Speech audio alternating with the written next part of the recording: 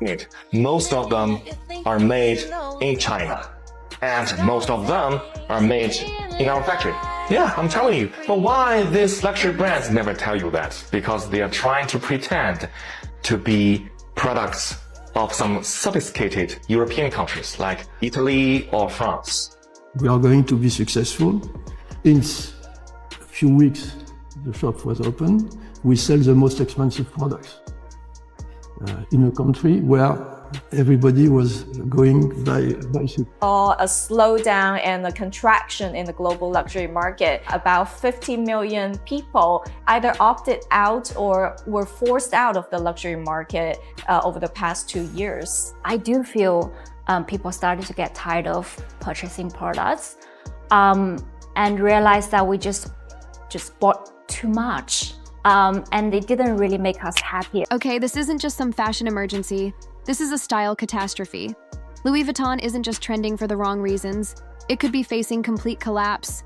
And I mean, lock the doors, switch off the lights, contact your accountant, sell, off the handbags, done.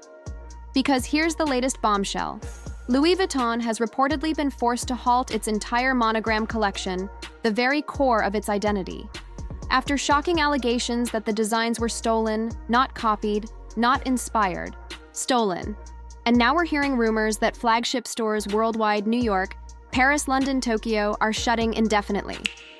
You recognize this style, this bag? Of course you do. For the past more than 30 years, we have been the OEM factory for most of the luxury brands around the world. Gucci, Prada, Coach, Louis Vuitton, you name it. But for this, I am not proud because we were only making our wages. The profit margin for the people who are actually making the bags are very low. Some executives are calling it a strategic break.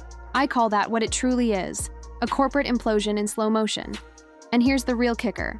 This doesn't just seem like déjà vu, it is déjà vu. Because this all stems from the same type of design. Theft claims that wrecked Hermes earlier this year. We're talking about fashion's most dominant houses allegedly stealing from independent artists and then marketing those designs back to the public for thousands. The chip came out. A little over 1 square foot of vaqueta leather came out. 2 different finishes. The best vaqueta leathers in the market is $7, $8. At their level, let's give them $10. And you need 2 square foot. So $20 for the leather, $5 for the materials, inner linings, fabrics, authentication, chip, and $10 for the... Wrapped in the illusion of exclusivity. You know those monogram patterns that people tattoo on their bodies? The ones influencers flaunt like trophies, the ones people literally go into credit card debt to own? Yeah, those might not even be authentic. And if you're sitting there thinking, there's no way Louis Vuitton would collapse like this, let me just stop you. The evidence is piling up, the products are disappearing from the website, the stores are suddenly going dark, and the silence coming from LVMH. That's not strategy, that's guilt. They got exposed. And now the whole empire might be crumbling. Let's break down what ignited this firestorm. Steal less than 60 euros to make a handbag that it sells for nearly 3,000 euros. That's what Italian authorities found out when they raided factories making products for Dior and other fashion brands like... Okay, let's go.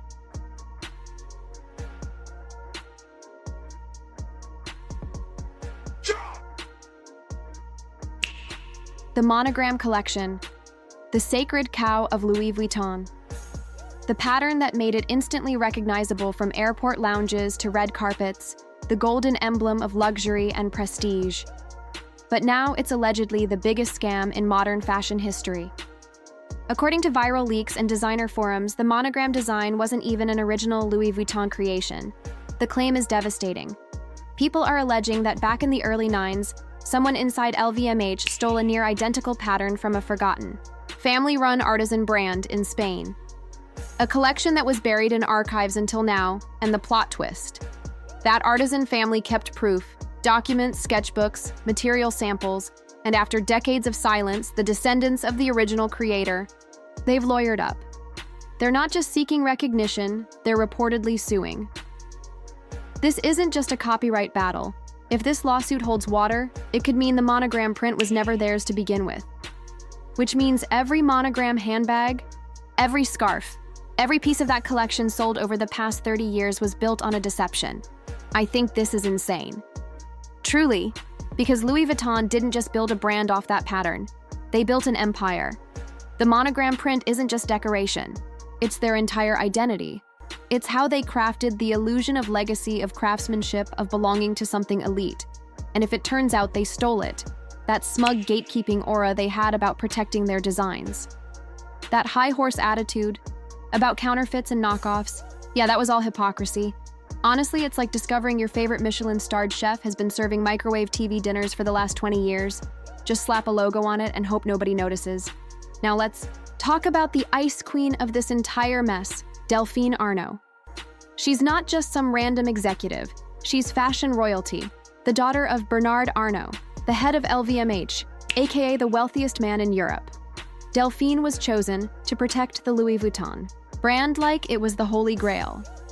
And what does she do when this bombshell hits? She shuts everything down. Pulls the plug on the Monogram collection overnight. No press conference, no detailed explanation, just a vague line about redirecting the brand's focus and streamlining the product line. Girl, please. This wasn't streamlining, this was a digital crime scene cleanup. And here's the thing, I think she's known about this for a while, maybe even years.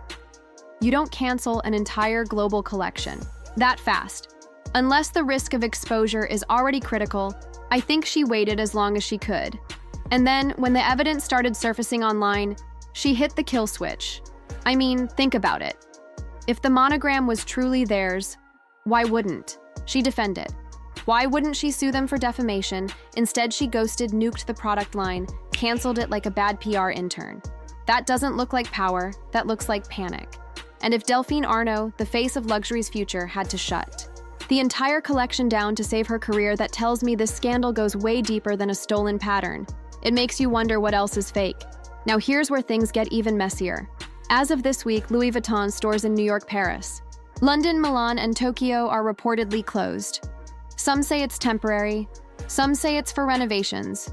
But if you believe that I have a bridge in Brooklyn to sell you, this isn't renovations, this is damage control on a scale we've never seen before.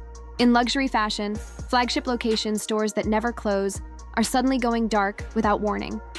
Customers are getting emails saying their orders are canceled. Staff are reportedly being told to stay home until further notice. HR departments are ignoring emails. Some employees are even posting anonymously on Reddit saying they were given zero explanation for the closures. This feels exactly like what you do when you're trying to get ahead of a leak, when lawsuits are already filed and, journalists are circling. This is not a business pivot, this is a full-blown retreat. And think about the timing. The monogram collection allegedly gets exposed. Lawsuits start emerging, then stores begin closing one by one, city by city like dominoes.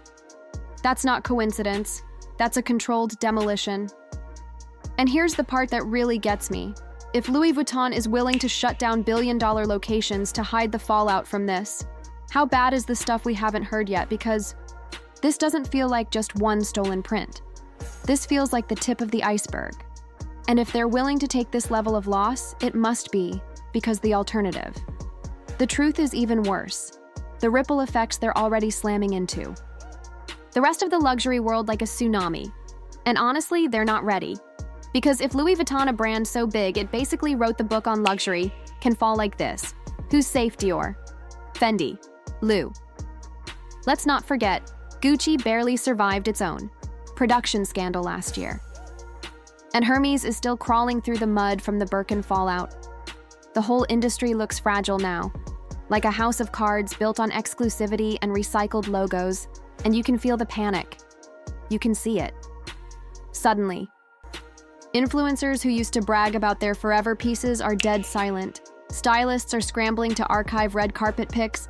Fashion editors are dodging the topic. Even Vogue is weirdly quiet. You think that's a coincidence? I don't. I think this exposed the truth everyone knew, but refused to admit. Luxury doesn't mean craftsmanship anymore. It means power. It means control. It means keeping the illusion alive at all costs. These brands convinced us that $2, ours 00 bags were investments like stocks with stitching. That gatekeeping your way into a boutique somehow meant you were entering a secret society of elegance and prestige. But now we're seeing the truth. That entire illusion is smoke and mirrors. Thin, fragile, and one lawsuit is all it took to shatter it. And the resale market? Oh, they're panicking too. The prices are crashing that monogram. Never that used to be worth $3. 0 on StockX slashed in half. Resellers are selling off their inventory like it's fire sale season because once that logo is tainted, the game is over. The price drops, the prestige dies, and the investment becomes a glorified duffel bag.